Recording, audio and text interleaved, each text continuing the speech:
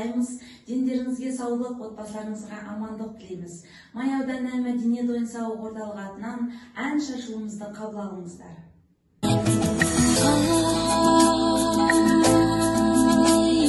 Ризамын әкешін сүйенішім, ризамын анашым келімсің, риза боп перзентің сүйедішім, нұрлы өмір сыйлаған сыйладам жан әкешім, нұрлы өмір сыйлаған сыйладам жан анашым.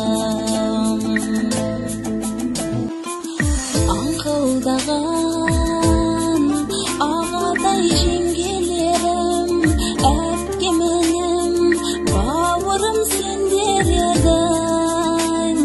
Сағынышпен сарғайып мен келемін шіргін. Тілеулес бауырлас ауылдас ағайындар, тілеулес бауырлас ауылдас ағайындар. Құрметті жерлестер, 1 наурыз алғыс айту күні бұл. Ел алдымен елімізде тыныштық пен үндестік, өзара сенімділік пен барлық орнығуына бейбітшілік. Казахстан отмечает День благодарности. Этот день стал ярким праздником дружбы и любви всех казахстанцев друг к другу.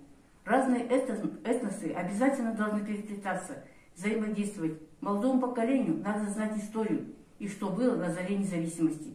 Празднование Дня благодарности является укреплением и развитием единства страны. В этот праздник светлый я вас благодарю. И за все приветное спасибо говорю. Счастья вам, родимые, и судьбы большой. С 2016 года, 1 марта, Казахстан отмечает один из самых добрых и светлых праздников. Это День благодарности. Это праздник дружбы, понимания и согласия, которые так необходимы для мирной жизни в стране, где проживают более 130 наций и народностей. Каждый из этих народов уникален, но вместе на территории Казахстана они один дружный народ. Основным посылом этого праздника является «Помни и гордись своей историей, своим государством». С Днем благодарности в Казахстане вас поздравляем, вас благодарим и вам благодарным быть пожелаем. Пусть ваше спасибо искренне звучит, пусть каждый к вам в дом с добром стучит, пусть счастье приходит к вам часто, пусть будет вам в стране жить не опасно. Мы вам желаем благодарных и верных друзей, здоровья, любви и радостных вестей. С праздником, дорогие друзья! Бауыр десе бүйрегім бұрып тұрар, көзің көрсе көңілің шылап тұрар. Ей ағайын саны болса сыйласайық, ала болса арамыз суытар. Байлық пенен дүние құлып тұрар, байқамасаң одан көп бүлік шығар. Қу тірлікке құмар болып туып кетсең, бірге туған бауырыңды ұмыт тұрар. Туысқандар, ауыз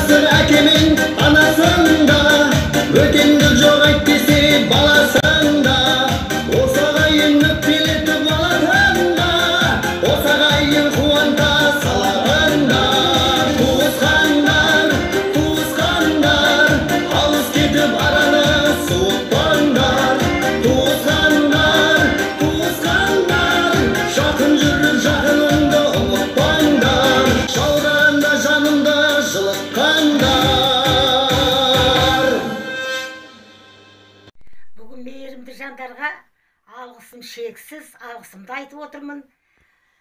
Ол менің жандарым Әшімбет Нұржан Кемерұлы, үмітқор сіңілім Бақытнұр ертіс газетінің ертіс таңының журналисі Қайырбербол Мұқар Жырау, Гүлнар Қабитова қалалық кітапхананың дәрігер Сапар Берқан Сансызбайұлы,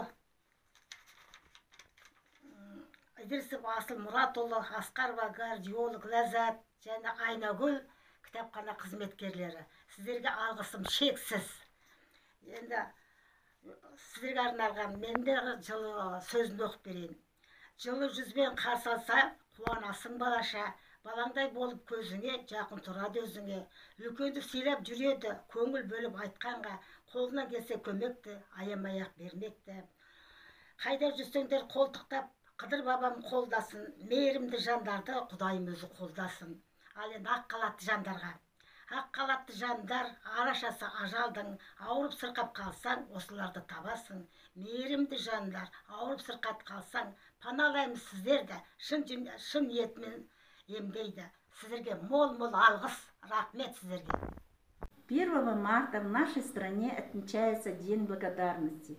Эта дата выбрана не случайно, так как именно 1 марта 1995 года была создана Ассамблея народов Казахстана по инициативе первого президента Нурсултана Назарбаева.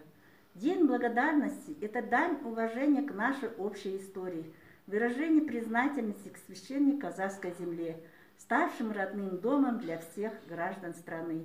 Пусть сердце каждого из нас наполняется гордостью и благодарностью за наш общий успех, процветающий Казахстан.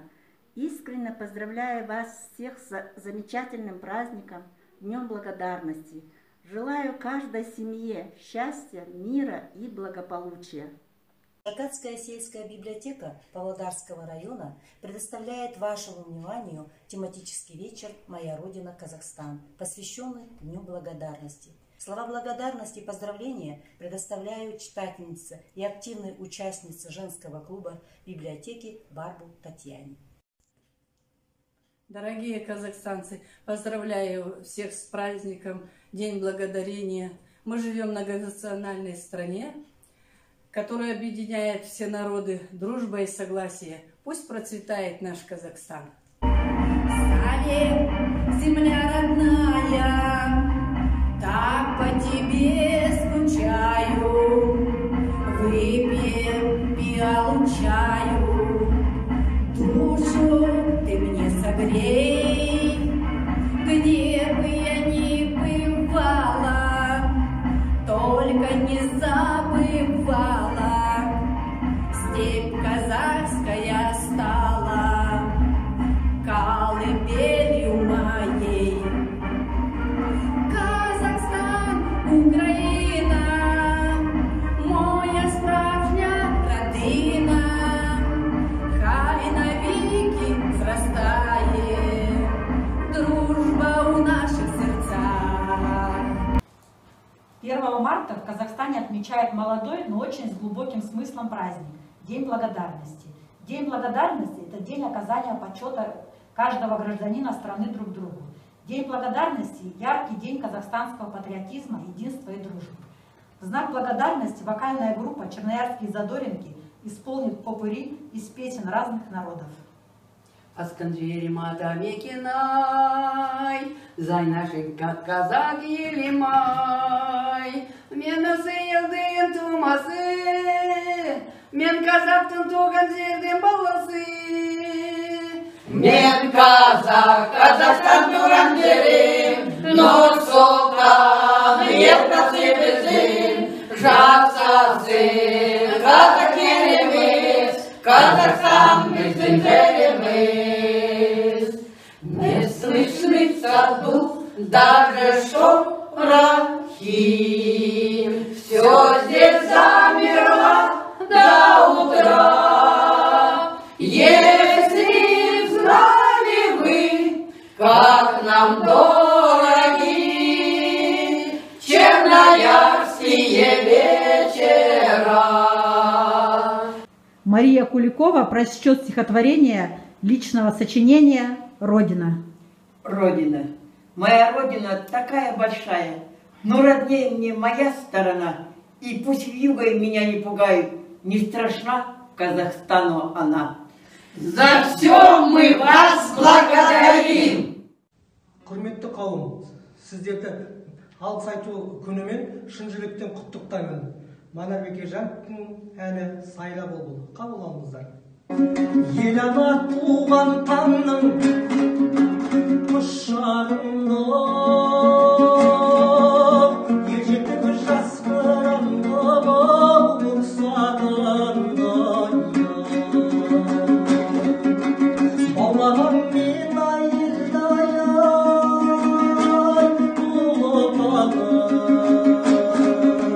сайлаймын құшағында толқырған елде.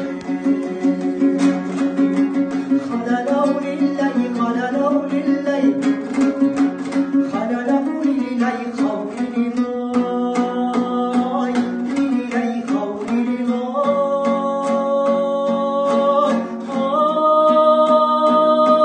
Ау сандуғаштай,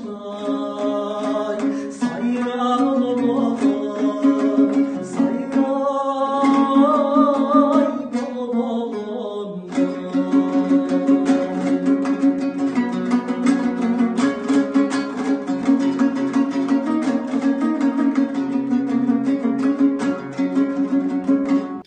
Я, Серегина Лена Сергеевна, читательница районной библиотеки села Теренколь.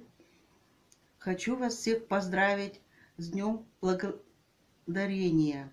Этот праздник выпал на первый календарный день весны, и мы должны благодарить Господа за то, что в мир придет солнце, тепло, а короче весна.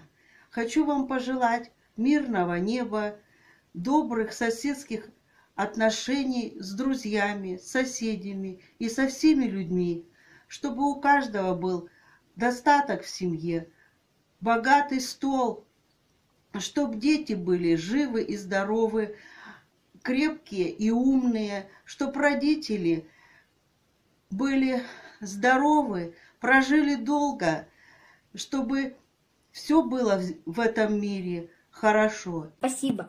Спасибо, хорошее чудное слово. И с детства всем оно нам знакомо, очень знакомо. И теплое слово спасибо повсюду. Спасибо и я говорю, всегда буду.